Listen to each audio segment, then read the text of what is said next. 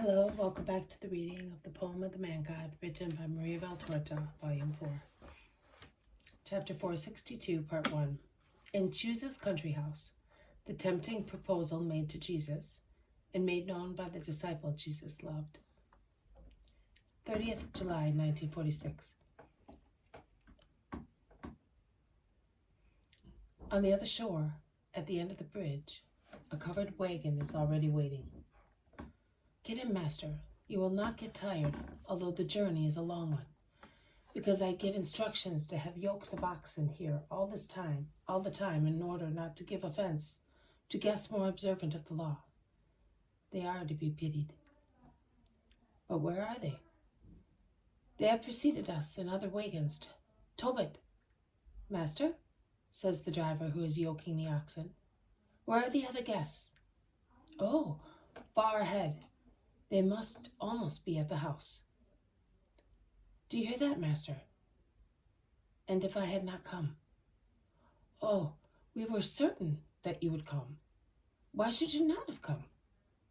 Because, Chuza, I have come to prove to you that I am not a coward.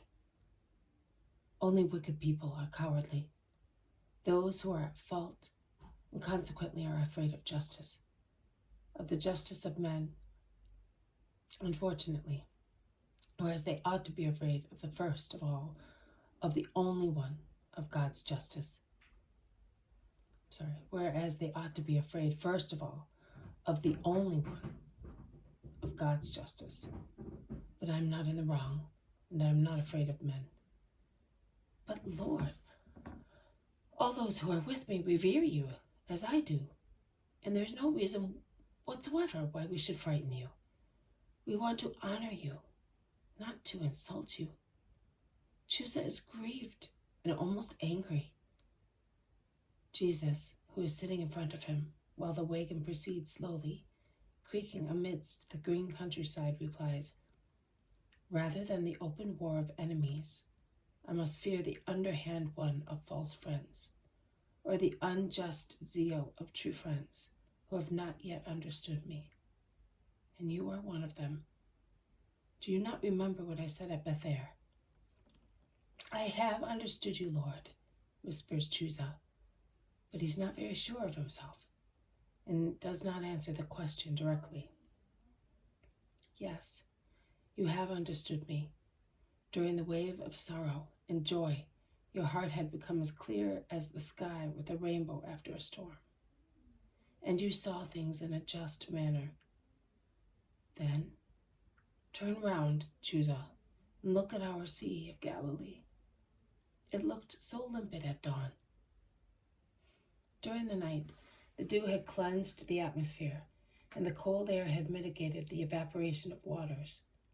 Sky and lake were two sheets of clear sapphire, reflecting their respective beauties, and the hills all around were fresh and clean, as if God had created them during the night. Look now, the dust of the coastal roads, trodden by people and animals, the heat of the sun, which makes woods and gardens steam like boilers on a hearth, and inflames the lake, making its water evaporate. Look how they have disturbed the view. The shores previously looked close at hand, The shores previously looked close at hand, so neat they were in the very clear air. But look now, they look dimmed, blurred, and seemed to be trembling, like objects seen through a veil of impure water. The same has happened to you. Dust, humanity, sun, pride. Chuza, do not upset yourself. Chuza lowers his head, toying mechanically with the ornaments of his robe and with the buckle of his rich sword belt. Jesus is silent, with his eyes almost closed as if he were sleepy. Chuza respects his sleep, or what he thinks is such. The wagon proceeds slowly southeastwards, towards the light undulations which form. At least I think so. The first terrace The first terraces of the tableland that circumscribes the Jordan Valley on this eastern side. The country is fertile and beautiful, owing to the abundance of underground waters, or to some stream, grapes and fruit are hanging on every tree. The wagon leaves the main road and takes a private one, entering an avenue thick with trees, under which is shade and cool air, at least relatively cool, as compared with the sunny main road, which is like a furnace. A low, white, magnificent-looking house is at the end of the avenue. More modest houses are scattered here and there in the fields and vineyards. The wagon crosses a little bridge and a borderline, beyond which the orchard changes into a garden, with an avenue strewn with pebbles. Jesus opens his eyes at the different noise of the wheels on the pebbles. "We have arrived, Master. Here are the guests who have heard us and are now coming," says Chuza. And in fact, many men, all well off, crowd at the beginning of the avenue and with ostentatious bows greet the Master who is arriving. I see and recognize Manaen, Timaeus, Eleazar, and I think I can see other people who are not new to me, but whose names I do not know. And there are many more whom I have never seen, or at least I have never noticed them particularly. Many are wearing swords.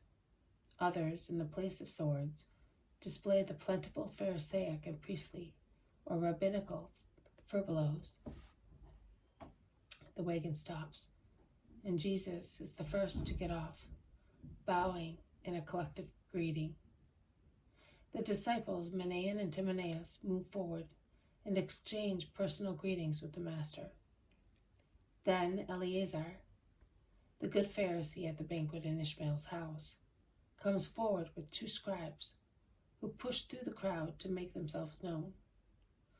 One is the man whose son was cured at Tarichaea on the day of the first multiplication of loaves, and the other offered food to everybody at the foot of the mountain of Beatitudes. And another man pushes his way through the Pharisee, who, in Joseph's house at harvest time, was instructed by Jesus on the real reason for his unjust jealousy.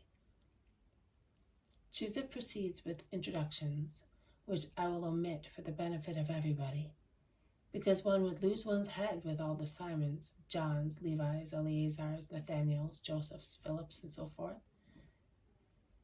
Sadducees, scribes, priests, Herodians mostly. Nay, I would say that the Herodians are the most numerous.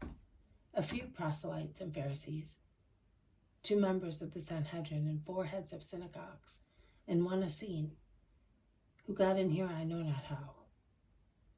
Jesus bows at each name, casting a sharp glance at each face, and at times smiling gently when someone, to be more clearly identified, mentions the circumstances of a previous contact with Jesus. Thus, a Joachim from Basra says, "My wife Mary was cured by you of leprosy. May you be blessed." And the Essene says, "I heard you when you spoke near Jericho, and one of our brothers left the shores of the Salt Sea to follow you. And I also heard of you with regard to the miracle for Elisha of En-Gedi. We also live in that part of the country, awaiting." What they are awaiting I do not know, but I know that while saying so, the Essene looks with a rather elated superior air at the others, who certainly do not pose as mystics, as most of them seem to enjoy merrily the wealth which their positions afford them. Chuza takes his guest away from the ceremonial greetings and leads him to a comfortable bathroom where he leaves him to the customary ablutions, certainly pleasing in so much heat. And he goes back to his guests, with whom he talks animatedly. In fact, they almost come to an altercation because of their different opinions. Some want to start the conversation at once.